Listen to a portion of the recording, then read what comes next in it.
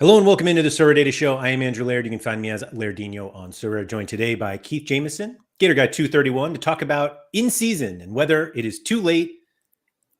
Keith, I told Keith the topic. Actually, shout out to Ryan Walter. Ryan Walter reached out to me and was like, can you talk about this? And I was like, definitely. And I thought, Keith's the guy for this. And I told Keith and he's like, great topic. I hope you have an answer. True story.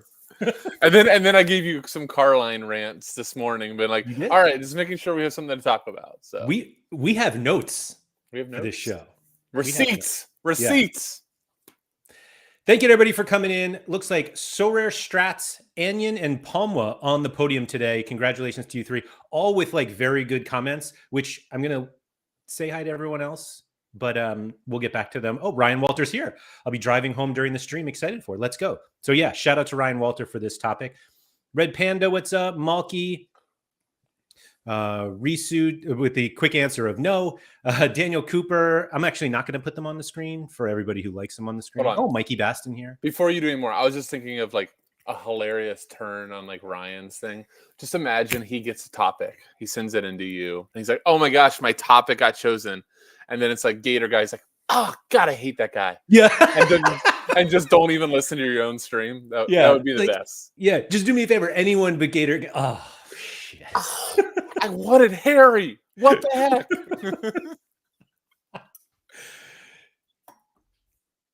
We'll see. Anyway, Sorare Strat said it's still okay to start in season. So for those who are not here live, and maybe you're watching this 6 months from now, it is currently October 23rd, 2024. So we're going to go off that basis. Anyway, it's still okay. Let's save this one and start with this because I have a comment on this. But let's get through. But I want to start with that, or start after we do your little educational hour. I just don't think the XP disadvantage. I want to talk about that. Yes, I want to talk about that too. I was saying to Keith that I was going to start off with an educational thing because Daniel Cooper, in-season filters on the player and card finder page would be helpful. It's there. Great news. Great news. They're there. However, you just have to make sure you use the card finder and not the player finder because players don't have years. Cards have years. So I'll even start from the beginning here for everyone who wants to use this. I assume this is going to be a popular one for the French specialist coming up. If you guys didn't see the show yesterday that Harry and I did, go check that out. Unfortunately, one of the best players we picked blew up today, and now he won't have an L15 of 45 or below, but it happens. Anyway, Scout, player and card finder, and make sure you select cards over here. And then on the cards drop down, select one or more season, and there's 2024 right there. And so I think what a lot of people are doing are taking filter by Ligue 1, going down to, here we go, scores, L15, dropping that puppy down to 45. What I would also do is that 45? That's 46. I would change the minimum just above 0, just to save yourself all the guys that you don't want. Or do the percent start is what a lot of times I'll do is just do like in the last 15, do like a couple percent just so you have them. That's a good one as well. I prefer just to use cards that are on sale because it's easier to find. It's easier to buy cards that are on sale that are not, and then just go. I do the position. Did I end up choosing position? I did, just to. It makes it a little faster. This is literally trying to search like every single card ever made on Sorare. So give it a minute or so. But here are the ones. Looks like we are out of luck. Yeah, with any of them. Interesting. Can you filter not on sale and now see if there's a player that pops? There are a ton of them. And actually, what's funny is that I've pulled this up earlier, and I thought there were more. I mean, there are definitely more. Bizot showed up like 5 seconds ago. And what's funny is I pulled this up before we started, and I was like, yeah, I'm just making sure it works. And Keith's like, that's really important. And then, of course, it doesn't work right now. Then, of course, it doesn't. Not that it doesn't work, but these guys There we go. There they go. I don't know why Bizot. Oh, maybe there are no. Did everybody swipe the Bizots on the market? Surely not. You know what I wonder? No. You know what I bet you it is, Laird? You had go down.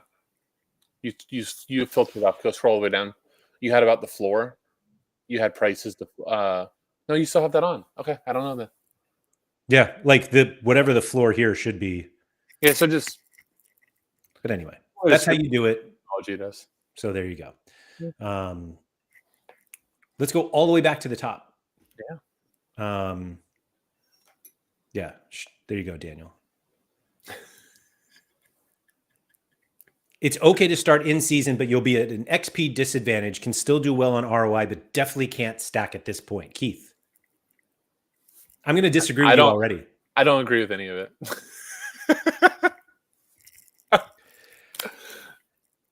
I think you're going to be in an XP disadvantage if you stack popular teams that other people have already. Yeah. I also don't think that's the right way to play in season. Well, that's what I was going to say. One, I mean, I guess if you're doing 5-man stacks, I guess you consider that. But, I think there's been enough on this channel in the last couple of weeks that it rarely are 5-man stacks the most optimal. Mm-hmm. And then if you do have a 5-man stack and you're at an XP disadvantage, then just figure out the one pivot. I mean, most teams have multiple midfielders or multiple defenders. And right. I just think in the history of Sorare, the amount of teams that have had like the just above and away optimal 5-man stack, and it's the only 5 guys that you could ever mix and match, and anything else makes no sense. It's not very many. No, it's not. I mean, what was the PSG stack a while back? Kimmich as the midfielder, right? Was that the saying? So yeah. I just think XP is really important, and XP you only recognize your XP is really important when you're missing something by a point. Like if you're missing like a podium by a point, and someone has your lineup, and somebody has your lineup. No, or even if just you are just a point away and you're like, oh my God, I should have trained, or oh, I had a couple boosts. I should have given that guy a boost. I've had a few of those, and then you forget about it and you move on. But I would not use XP as a reason to not get in. I think that's weak sauce over there. Yeah. All right, that's fair. That's fair. Anion said, I think in limited you can, meaning stack, and rare there are very few auctions. Excuse me, very rare auctions, and the instant buys are very expensive to the point it's just too expensive most of the time, which kind of brings us to one of our notes. Oh yeah, our notes, Keith's note. I think we got to what I'm about to explain much faster than I think people expected. Or maybe, I don't even want to say people, I expected. There was talk before the season that at some point, Sorare is going to run out of in-season cards to sell. And that means that your rewards are going to be worth more because there just won't be that many cards available on the primary market. And so if you win a card that people want, like you're going to be able to sell it. And I thought that was really optimistic, because I was like, man, it just feels like they're always going to be cards, and just that Sorare can sell. And I think the expected timing of this was like December, January, but we're end of October now. I don't think anybody would call this mid-October, but maybe Sorare would. Sorare would probably call this the beginning of October. But the serial numbers for rare cards, at least, are in the 80s. Yeah. And so you kind of maybe we're going to see card values move up a little bit, because not a lot of people are trying to sell cards if they're playing in season. And Sorare can't really, I hate to put it this way, Sorare can't really undercut us that much on rare cards anymore. Yeah.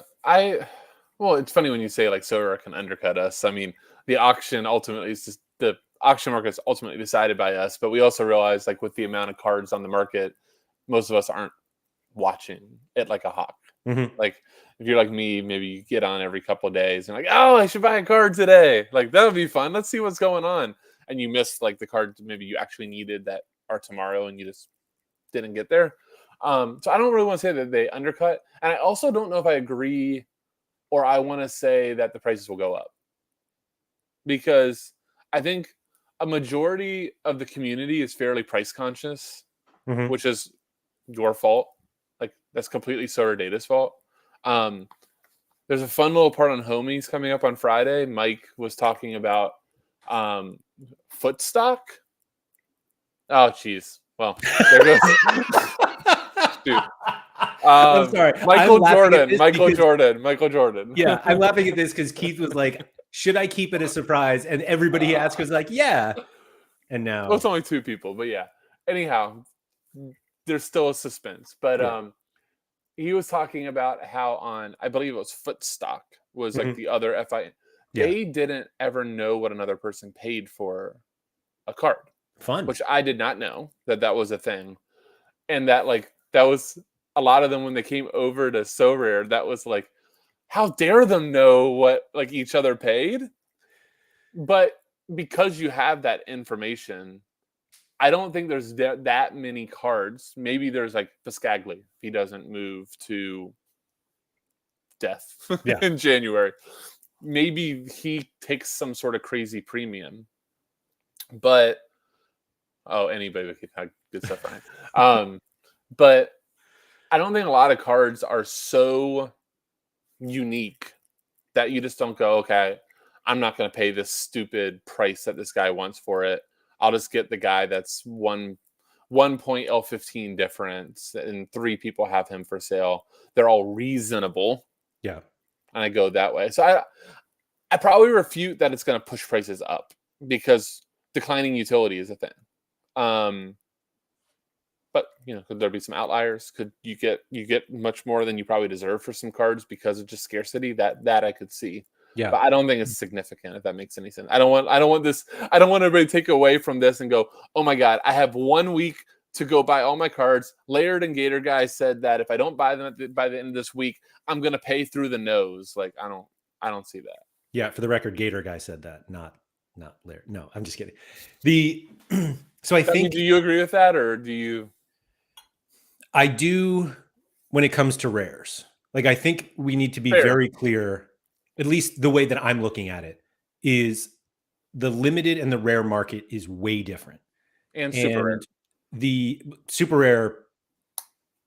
That's where you could see some crazy prices if somebody really needs a specific card. Yes.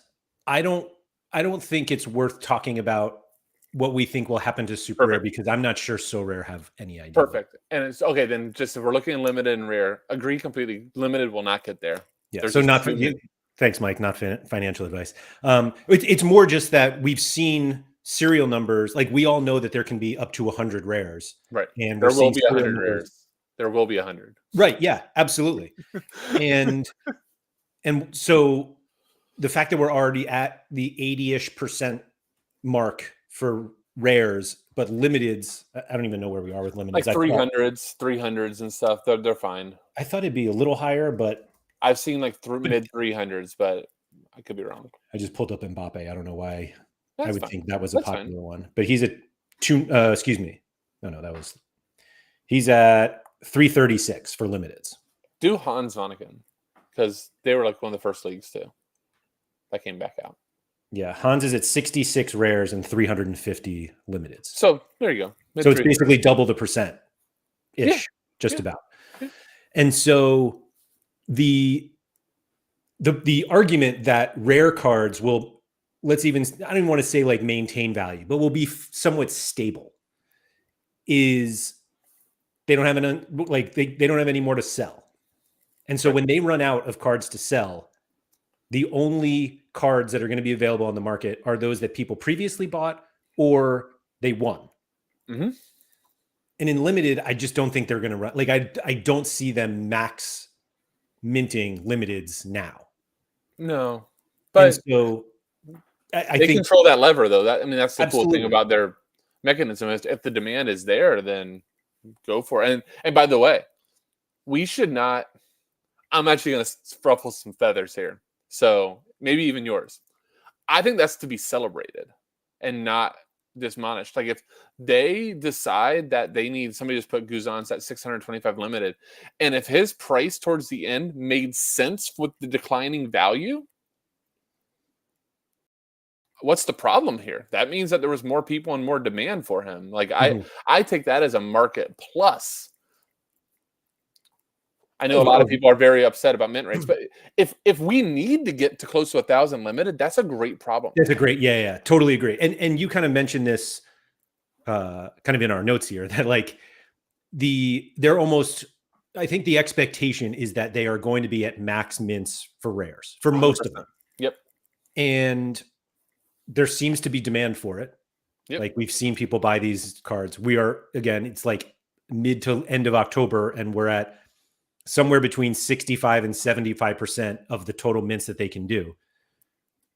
And so if things stay the same, the cards that come onto the market from now on are mostly secondary market cards. Right. But sort of the thing that you mentioned was, if we have more users, we don't have more cards. And so that's finally the lever where it's like, if more people join, now demand may actually be higher than supply for rares. Right. And maybe that helps them maintain their prices. And then again, if those users come in, they can mint more limited cards for them. Yeah. I mean, it's actually funny because when I was just like typing out some of these thoughts as I was like thinking about it, it's kind of been my methodology that once I don't need a card, just get rid of it on the end season before, the gavel strikes. And now realizing that certain cards, especially of like, let's just call them on the really good to superstar variety, you might just get 100 people or 100 cards in people's galleries that they just don't want to get rid of. And there's not going to be another mechanism to get them because again, like, so you got to like shoehorn it to go, okay, well then now that guy has to be my classic card. Crap. That kind of messes with my motivation or my plan from what my lineup was. I wanted, I don't think this is right, but I wanted an Mbappe, but I never wanted to pay an in-season price on Mbappe. No, I'm going backward. But you get my point. Like you might have had a card that you wanted to make your in-season version, and now you're having to go classic because of all those things. Like, I guess what I was trying to think is, for me, when I'm making a lineup, I almost always want my classic card to be like my superstar that I don't want to pay the in-season premium of. So now if all of a sudden you just get from an element when you're making your lineup that I'm handcuffed because I can't get the in-season midfielder that I need to make this mini stack work. Now I'm having to buy the classic of that guy. And now I got to buy the in-season of the other dude. The other guy. Yeah. 2x the price I wanted to pay. And you're just like, and then, if you're like me, you go, okay, now my whole entire plan is scratched. And I'm going a completely different direction. Right. So I think we got to watch out for that. This is not called, sounding the alarm bells, like get your guys now. But if you had a plan and you were just waiting for prices to come down, I think what I'm surprised by, and it's a pleasant surprise, and it's a more of a data boy Sorare than it is like anything. I thought there would be a real big tail off on the end season where there became a really good buying opportunity. And I think what we're learning is the really good buying opportunity was like mints 4 through 10 on the rare variety. Maybe. Like that's where you probably should have gotten in. You would have gotten maximum utility because you're still on good players right now. You're paying the same price as those mints, if not more. So I'm glad that we got here because there are two comments here that literally, like one of them was Palm was from the podium that said, glad I got in 2 months ago, but wish it was a little bit earlier too. I think the first Prem card I bought was August 17th. Palma just got their first podium. But then Red Panda said, I'm surprised we haven't seen prices for in-season start to dip much yet, considering a quarter of the season is gone. I wonder if the market credits are keeping auctions and thus secondary market prices up. We'll talk about market credits too. But I agree with you that it almost feels like we will be expecting the dip once everyone who has their in-season cards has them. And it just feels like because we're basically 2 months in, that maybe not everyone has the in-season cards they want. And so the prices are going to kind of maintain because one person gets theirs, but then there's somebody else who wants them and they'll just pay the similar price. And we're just not there yet. And I think it also helps that the prices have not inflated to anything where you're just like, oh my God, I can't pay that. Yeah. They're not crazy. I saw a La Liga forward I wanted. That's like $75 to $80. He's doing much better now than he was to start the season. His price went up. Like that all makes sense. Yeah. Like It's not like, oh my God, oh yeah, I could have gotten him for $40 2 months ago. I can't buy him now. I can't buy him now. But by the way, some of your mind does think that. Like I definitely have. Surely. Like, oh God, I'm about to be the peak. Oh, but then you just look too. This is something I always struggle with. I'm trying to rewire my brain on it. I don't want to be the peak guy, but then it's like, okay, if I'm the peak guy and I paid $5 more than the other guy, does that really matter? Like, it really doesn't. I say this lovingly. The odds are that you being the peak guy on one of these cards is a forgotten memory versus everything that like Nep has done in the past. Like we all owe Nep for that. He's done tremendous things for the community in terms of like, well, at least I'm not that dot. And so don't worry about it. But I do think the footstock thing that you mentioned is kind of interesting because if we had no price transparency, it feels like most of the discussions around what should I pay for this card would really just be, can it help me yield more than I pay for it? Exactly. Which is the point. But all we think is, I just don't want to pay more or so much more than whatever the last person paid. Yeah, I think I've told you before. Like, I have a love-hate relationship with Sorare data because, like, you know, sometimes those dots can make you not make a decision that you want to, and you just realize that you're kind of being silly. Sometimes to just not be the high point when you're just like, no, I'm like this close to a guy. And I mean, think about the outrage on instant buys when they first came out. Mm-hmm. Oh my God, they're going to charge 25, 30%. Like, who's going to pay that? Who would ever pay that? A lot of people, including myself, including you. Like, instant buying was genius. Totally agree. And genius and what turned out to be extremely user-friendly. Very.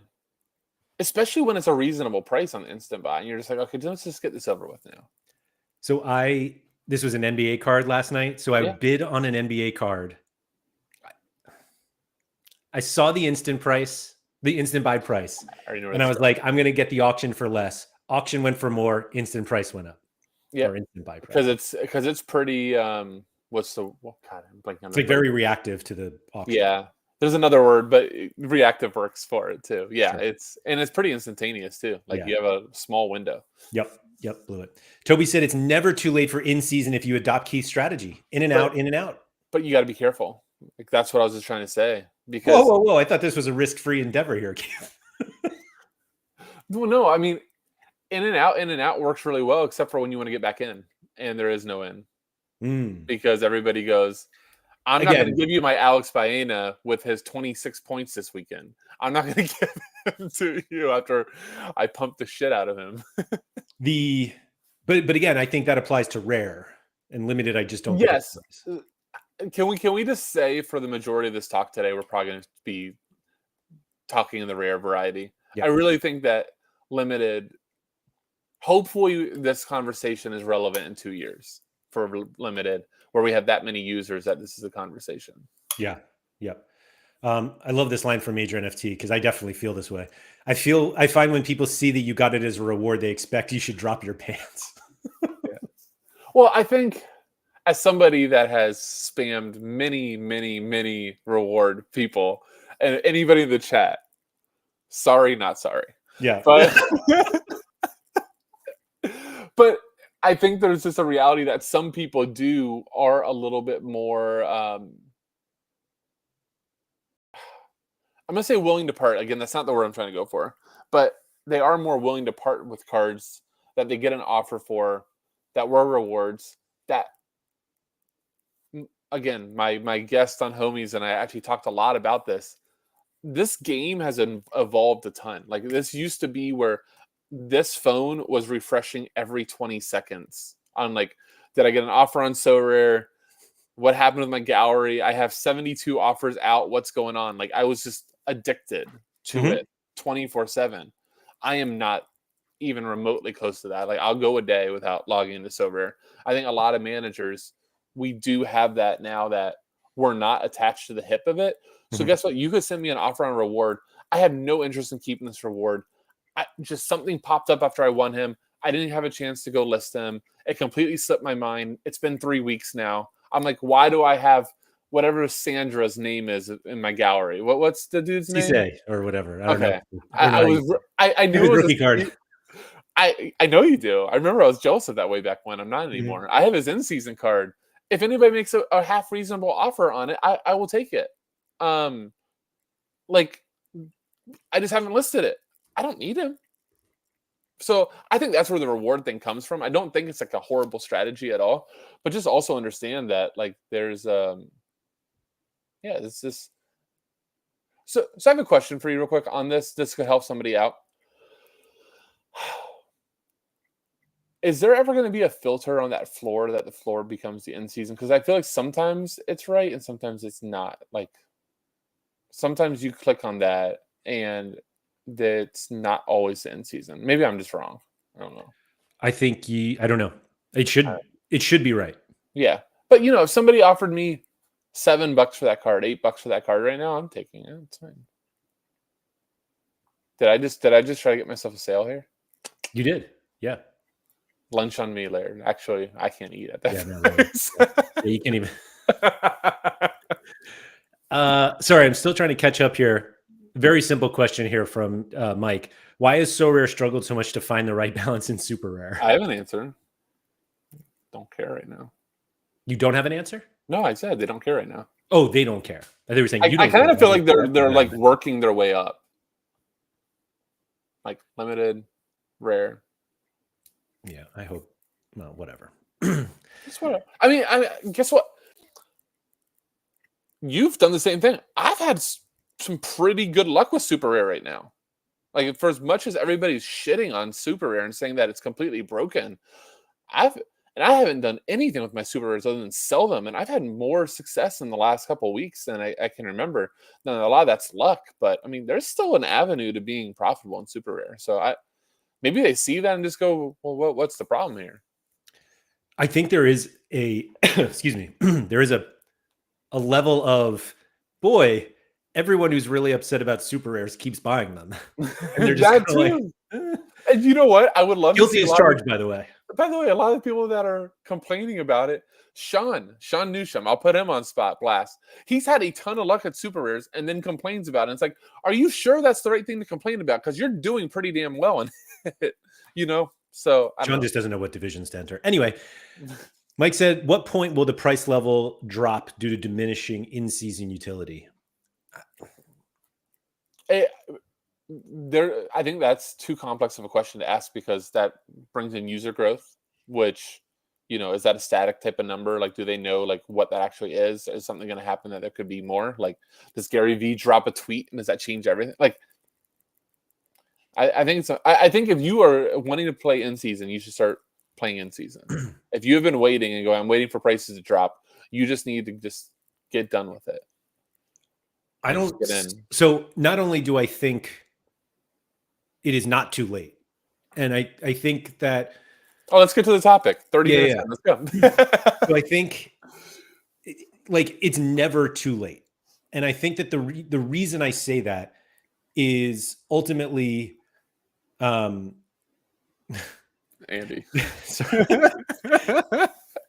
Andy will be back tomorrow. Dr. Dip is on tomorrow. Yeah, when the dip comes. Actually, we have a topic for tomorrow already. But anyway, I think there's kind of this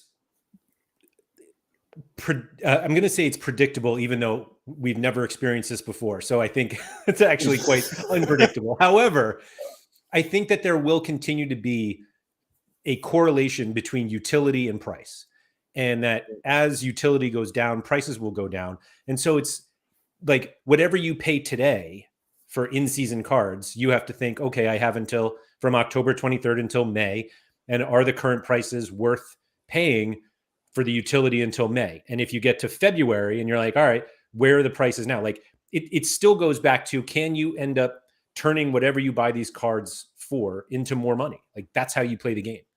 And I assume that card prices will be lower in February than they are now. If they aren't, we're all having a good old time because it likely means there are a lot more users. Unless you never bought in and then you're just pissed off. Sure. You're just full of FOMO and you're just pissed off. And you probably send an angry tweet. Why haven't prices crashed? And then we can all attack you.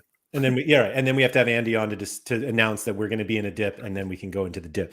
No, but like I think it that's what it comes to, that the way that the economy seems to work now is flood the market early, let people get as many cards as they want, let them play for max utility. You buy early access cards, and if you want to take a little bit of a discount and not get your extra essence or your special edition cards, and not compete for the first month of the season, you get a little, like, the prices today are not the same as they were for early access cards. Like, no, but some are close. Some are close.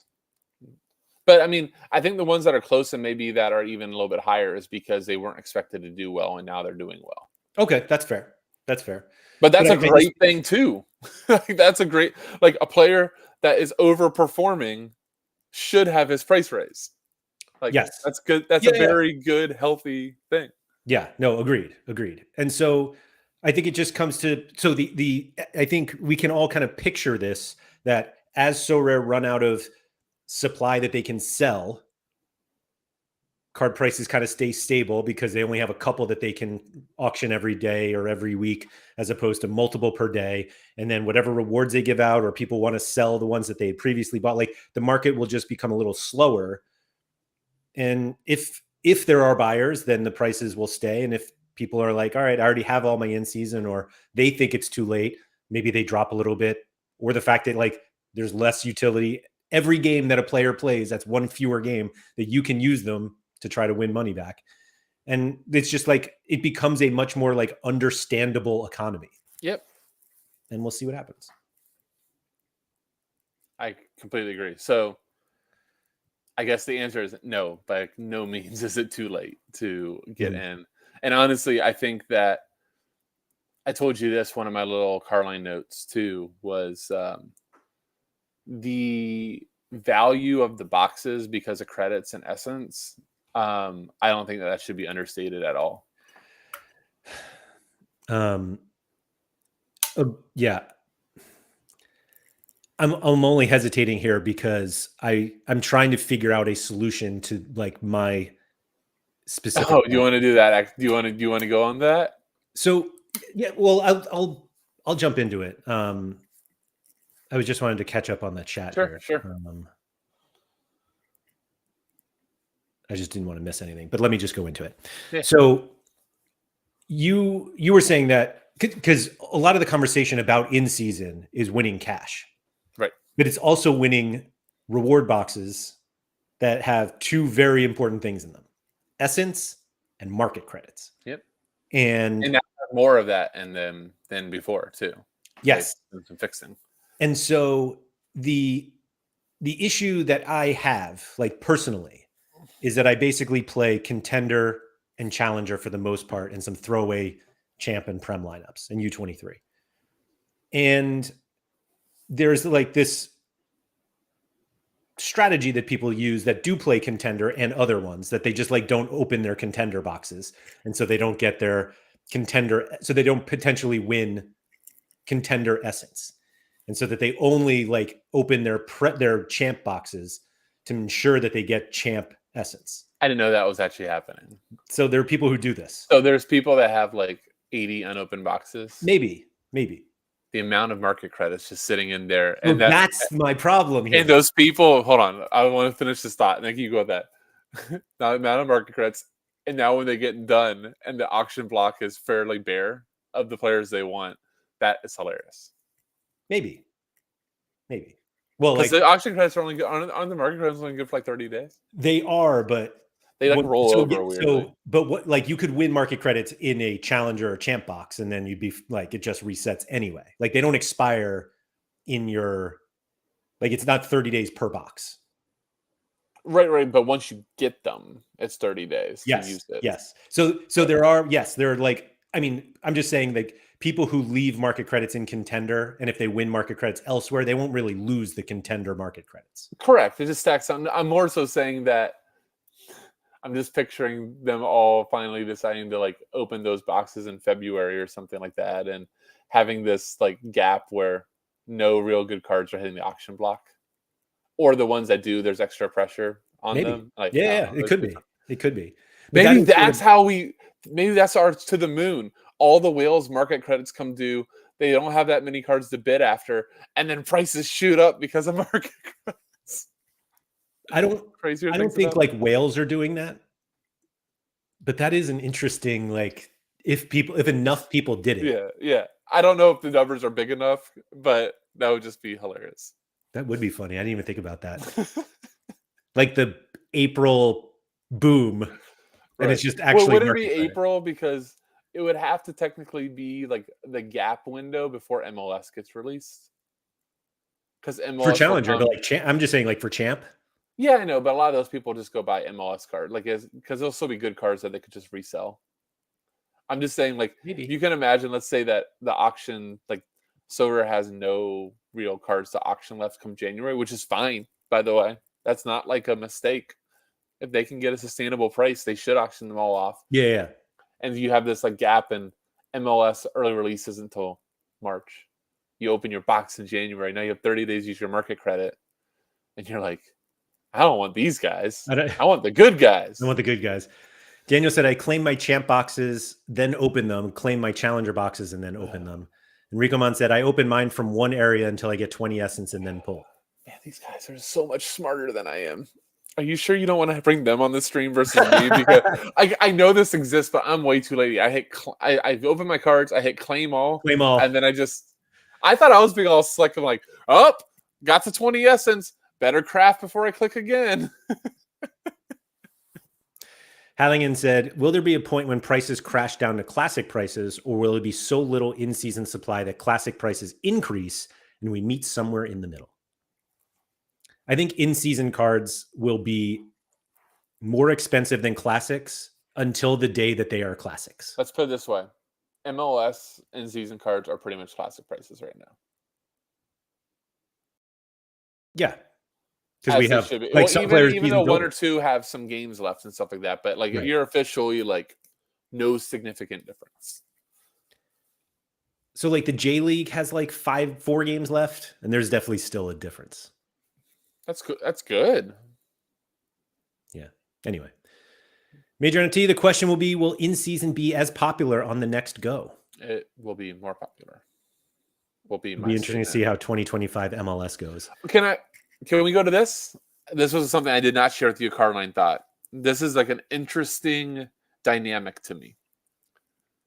I'm very intrigued by what MLS will look like, because it's the only overlap league we really have. I guess it and J League and K League are all kind of overlap leagues where you could argue there's better challenger teams and players going on than MLS, although there's some MLS individuals that score better than anybody. Yeah, I was gonna say, I think it's not like the full amount though. Like, MLS, it's like 25 guys that kind of are just like standalone, just smashers. But like MLS goalkeepers, I would argue there's not one MLS goalkeeper that you probably should play over somebody in the Dutch league. Yeah, no, what I was going to say, that I'm not sure there are that many European midfielders better than the top 10 in MLS. Correct. Of that 25 MLS players, 20 of them are midfielders. Yeah. Like they're just absolutely smashing MLS mids. There's not that many forwards, funny enough. It's like Cucho, Denny, Buanga. Yeah. Maybe that's it. And there's certainly not goalkeepers, and there's probably only one defender, right? So my thought on all that just becomes is you have your handful that are better than a lot of challenger guys, but you have so many of them that aren't. But does the FOMO of what happened here make all the MLS prices a little bit too heavy to begin with? Where, people all of a sudden go, okay, I'm buying Walker Zimmerman. I need him and Joe Willis together. You do not when PSV and Turkey and Portugal and all these places are going. You're going to get run over. It's fine to pay that for Ricky Pooch, for Evander, for Kai Wagner. Like those are all fine guys to go ahead and blow a little bit of your load for. But so I'm wondering like where that dynamic will go. Mm-hmm. Because I do think my learning this year is I'm not waiting next year. On release day, I'm in. It's go time. Well, Now I might not be on the number 1 or I'm sorry, the number 2 premium as we've seen. right.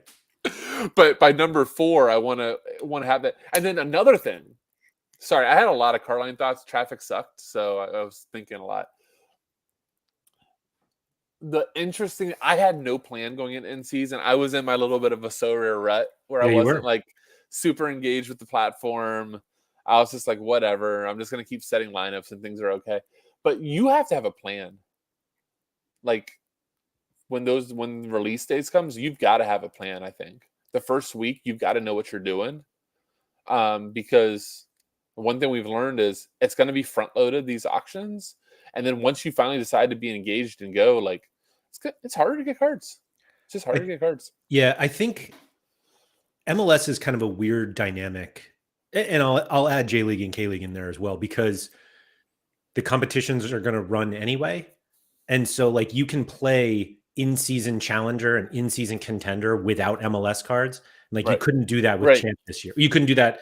Like, did we have, I guess we did have but like the majority of cards are still active. Whereas when we had it in August, like a majority of challenger was the European cards, like not exactly. MLS. Yep. And so, yeah, it's who knows?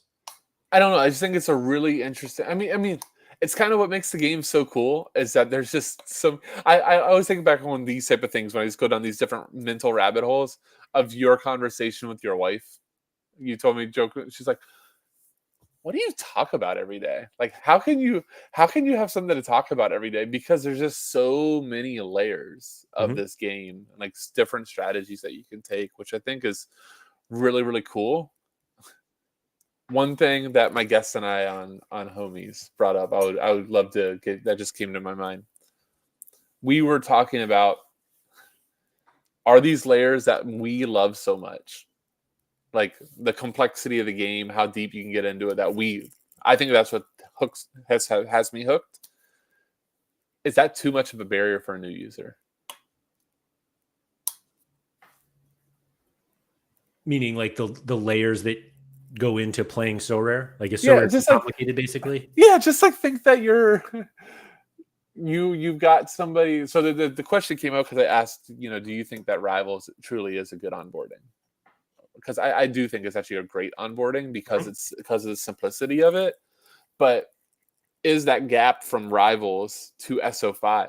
If you actually think about it or try to explain it to somebody that does not play, try to explain, you could go in season, you could go classic, you got this, understand declining utility, but you got to worry about your XP too. And like you do all these things. I'm just saying, like, you just add layers. And my comment was when I'm presented something kind of new, I got like a 30-second to 1 minute window that my brain's going to allow it to either stick or I'm just going to kind of like buzz off with this. So I think because we know of all the layers, we think it's a lot more complicated than it is. Could be.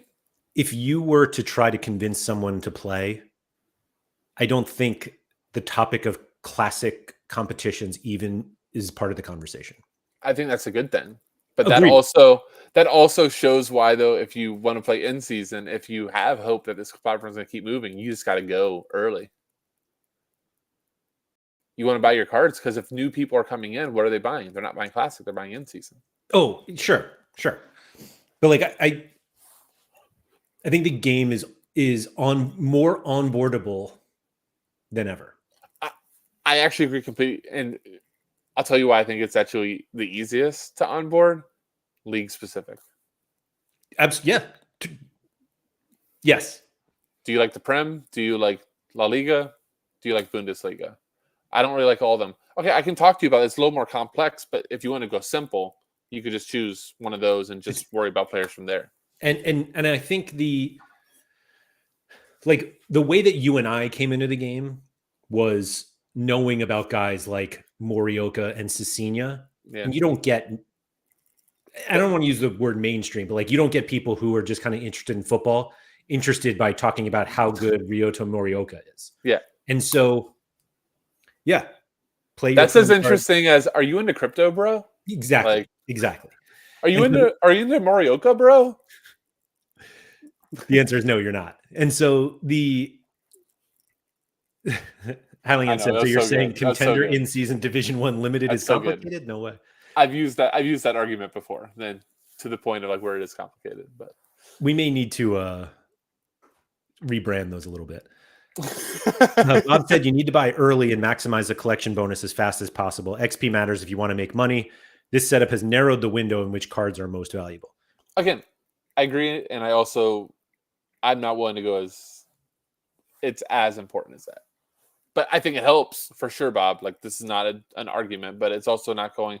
I don't want anybody to think that's a barrier to entry, that I didn't do this 2 months ago. Bob's at 7%. I'm going to enter at 5%. I can't do this. Like, agreed.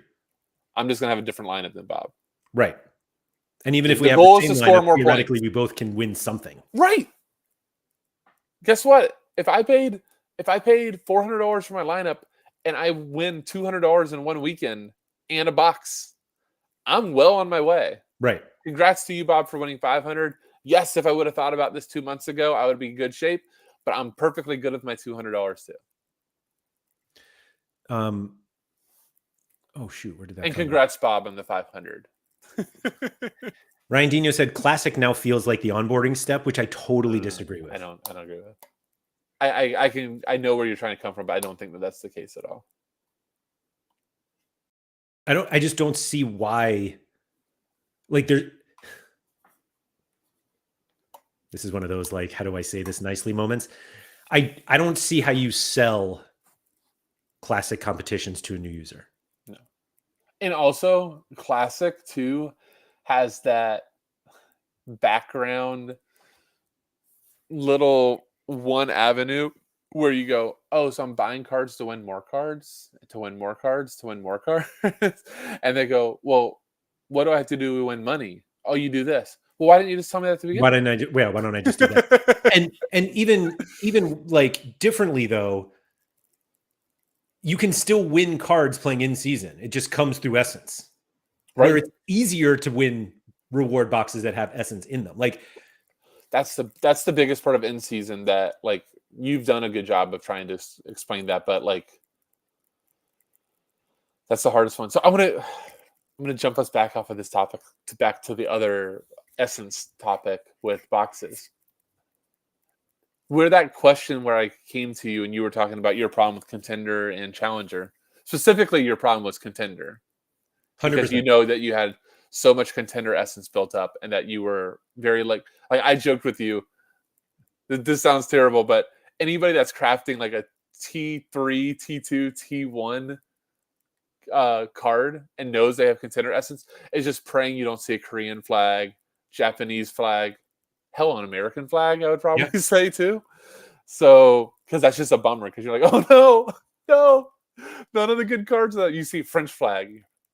Oh, there's a French guy in Korea? I didn't know. Yeah. But anyhow, if we do weigh boxes and we weigh what's in the boxes really highly, market credits, essence, all these things, where's the line of, well, I should be playing everything, to going, I'm actually hurting myself winning contender boxes? Like, especially if I'm not going to buy a contender team that I'm buying. Shot's about to be fired, Laird. Just so, if I buy a Midlands collection, I'm not expecting to win all that much. Mm-hmm.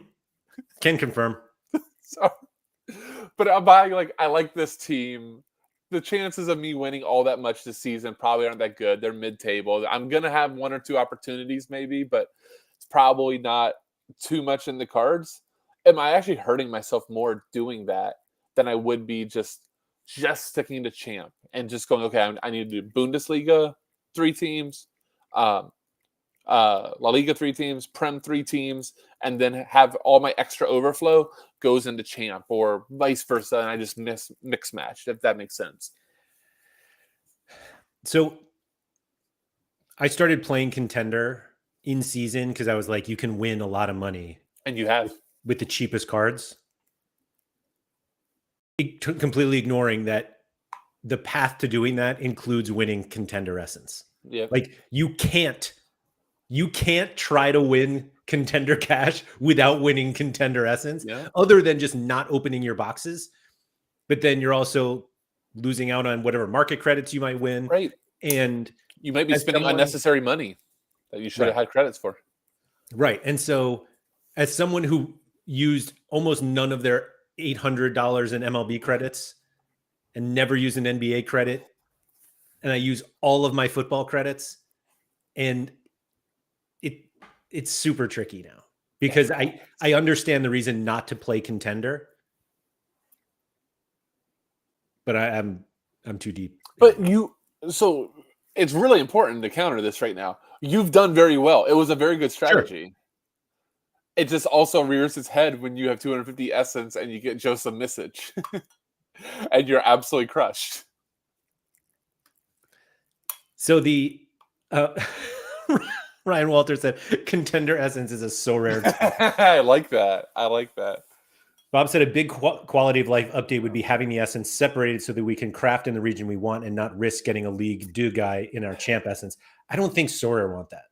I don't either. And it's kind of part of the game. I kind of like, I definitely agree with Peter there, but I kind of love, I hated when they made the announcement. They didn't tell us where the essence to go.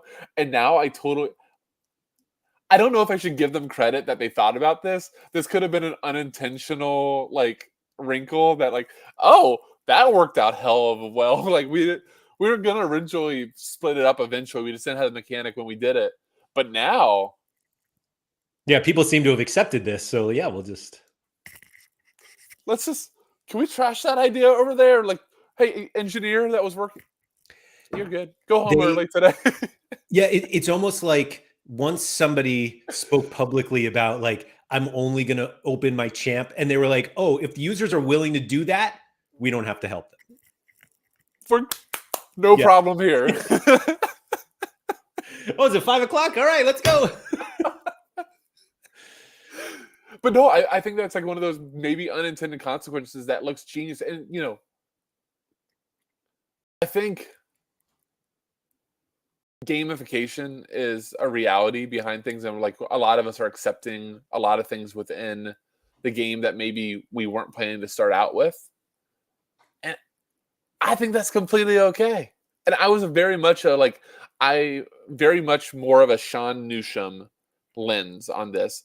I'm not here for a game. I'm here for using my football knowledge to potentially do some winning because I just like to win stuff and to make some money. Like that's how my Sorare journey started out. And now I'm complete 180 and I'm like, that looks fun. Oh, pay more money for some flames behind my guy? I kind of like, you are a lightning bolt. I do want you as a lightning bolt. Like I'm here for that stuff too. And I'm here for a lot of it. You will not say this, so I will say this for you. Go for it. I will. I probably will. You feel this way. You feel bad saying this. This is why you wouldn't say it. You feel this way. Your 180 is because the stakes are lower now. No. That'll be out. Sorry to keep pumping homies. I'm not meaning to. I had a unbelievable conversation taping it yesterday. I'm really excited for it to be released. I thought it was. I felt bad cutting it at an hour. Let's put it that way. Right. But we talked probably 10 minutes about that. But how that's a great thing. Because like I would, you made this comment on a Friday stream about me and you would be on these streams talking about how lineups were the worst part. I don't feel that anyway, but you know why though? Why do you think that we thought lineups were the worst part back then? I want you to go put yourself back then and see if you come to the same conclusion. For those that don't know, many months ago, we would always joke on this stream that, you know, lineups were the worst part of Sorare, buying collections, doing all the fun, that other stuff. That was the fun stuff, but lineups were the worst. And I completely have done 180 that too. But why? What's the reason? Because there was like a pressure on that lineup that it had to succeed. Or it wasn't to have to succeed. Guess, this is what I pointed at. I'm curious if you think. I was so worried I was going to get the 2v2, the 1v1 wrong, and it was going to cost me 10 grand. Right. Yeah. And it's like, oh my God, I put a It's Vander okay to lose out on $10 than 10 grand.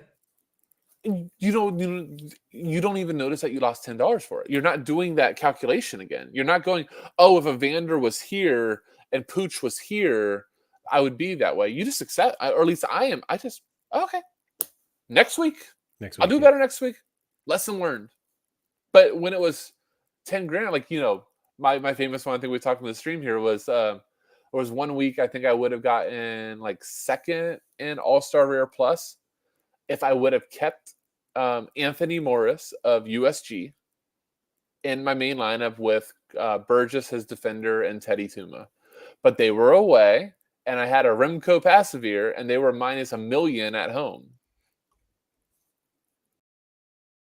Made that mistake, and it was like 10th versus second, which back in that day was a lot of what, $5 grand, maybe $6 grand. That's the stuff that just hurt like hell. And it's so much more enjoyable now because it's just not, to your point, the stakes being lower is, I think a good thing, right, Laird? I really do. So, two more things before we go here. Yeah. One on that enjoyable thing. So, the reason why I got all fired up on this Contender Essence thing is because I finally used it yesterday and got like what felt like the worst possible cards. A guy. Given my situation. Yeah. This was 2 cards I got in limited. The 2 players have I got a tier. Was it tier 3 and tier 5? I think that's what it was. The 2 players have combined for like 3 games in the last 200 game weeks. Yeah. And then I got probably an appropriate, like I got the nut low of things that I could get. Right. With Misich. With Joseph Misich, right. Yep. Particularly because I did the stupid thing of seeing all of the hints and having in my mind that I got Baturina, and I was like, oh, and then it wasn't. And I was just like, oh, like I was upset about that.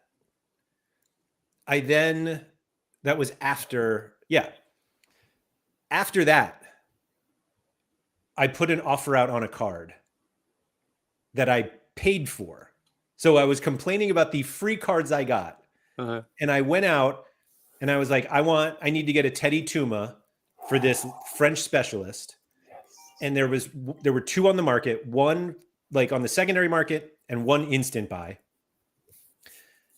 Both of them priced way above what they had been selling for.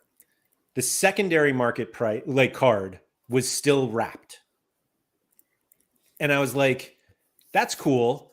I sent an offer around like the last sale, not really giving any premium to the fact that it was still wrapped. Right. And they accepted it. And I opened this card, and it's a Lightning Special Edition Teddy Tuma. This card is so cool. So good. And it totally changed just my feeling yesterday of I was like, Sorare just hates me. All they're doing is giving me these shit cards, shit rewards, and shit crafts, and all this stuff. And then I get this Lightning Teddy Tuma, and which I paid for. Right. And I was like, oh, I'm back. Hold on, not even from Sorare either. Another user. Yeah, another user. Top of it. Yeah. Who, like, if I understand how it all works, may not have been a special edition card when they opened it. Like, I don't think it was guaranteed to be a special edition. It's just a randomizer, so to speak. Just, yeah, but I could be wrong about that. Yeah. The last thing is I got a package today from Sorare with my mystery jersey. Let's go. Signed mystery jersey. And everyone knows that I'm not actually copying your content, even though I am, since you've done this already this week. Subscribe to Sorare Homies to get it delivered to you on Friday. So let's open it. Yes. I Hold will on. say, So we did one thing fun. Hold on. Go ahead, and then I'll tell you what we did fun. I'm going to have you. yes, Red Panda, we're going to live unbox this. Damn right we are. When I used my coins, I had enough coins to just like buy the mystery jersey. Yep. Which I did. Signed, right? Mystery signed. Mystery signed, yes. Yeah. I then used my coins to get tickets to the Seattle Sounders Portland Timbers game, which I could How not was it? How was it? Yeah. With all intentions of selling the cards. I get the tickets delivered to me, and then almost an immediate email after that saying, don't sell them. Like, you can't sell them. So I gave them to a friend who lives in Seattle. Oh, that's awesome. Had a great time. That's great. They then lowered the price of the mystery jersey. Yeah. I could have gotten another mystery jersey, and I would have had I known this. But anyway. But I'll just say this. I thought, again, that will be on Friday. We talked about that little tidbit of the lowering as well. Mm-hmm. It's whatever. Yeah. It's free coins. And guess what? You have a signed jersey in a box. I want you to do this because this just ends an up being envelope, really. actually. It's not even a box. Yes, sorry. We did this. So mine came about 15 minutes before we jumped on stream. And Laird, how many boxes appear at your door in a given day? 1 to 2. Every day, though. Maybe lately it feels that way. You're married. You have kids. Very few boxes or envelopes that go to the door are for me. Yes, I'll agree with that. Yeah. I would grant to say 0 are normally for me that I don't know about. Right.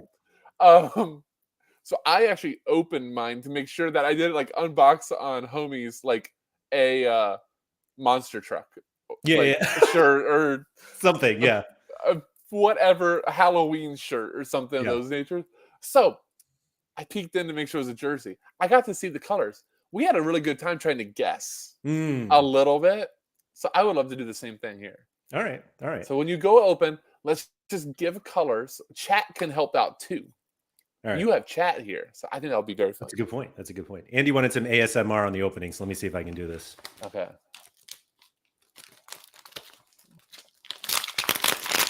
And also, shout out to Sorare. These came quick for US. Holy cow. They did. Should I just like hold it? Let me see if I can. No. Just give colors because you're not going to probably know the jersey anyways. You just got to give us colors. Blue and white. Oh, that's what mine was yesterday. All right. I mean, I'm going to try to like show a little bit. Yeah. Oh my God. I can't say. I think you got the same one I did. I don't think I did. I think you might have. I think yours was white with blue. Should we show mine here? I don't care. I think this one is blue. I've already screwed up my whole Homies keeping stuff. I'll show mine real quick before anybody goes. Do you know already? It's not yours. Oh, okay. Enter then. These. I don't want to Everton. say this. Hold on. We got. Hold on. Here's the guesses before you do it. Let's see if there's a winner. We got Ghent. We got Brighton, Schalke, Genk, Sociedad, Everton. Any of those right? No. I'm going to give it away. Let's go. It's a contender shirt, and I may have gotten a card from this team yesterday. Yes, Zagreb. That's so fun, though. Batterina's on there. There's some good guys on there. That's actually really fun. Are you happy?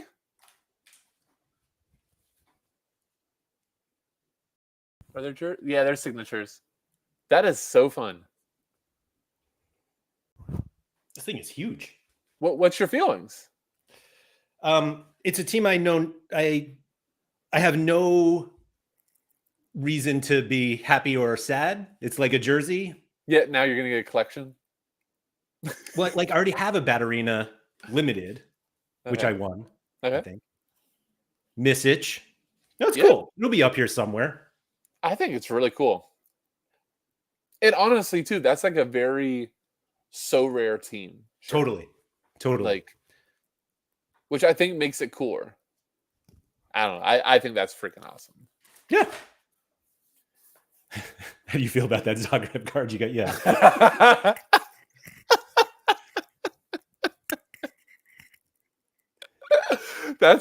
That's hilarious. What are the odds? Agreed. Anyway, thanks everyone for coming. If you could please like, subscribe, all that good stuff. Shout out to Quinny. I'll be back tomorrow with Andy Black. Maybe I'll put it back in the envelope and we'll just do another one. We'll see what happens there. Anyway, come back tomorrow for Sorare Andrews. And don't forget to get your steps in.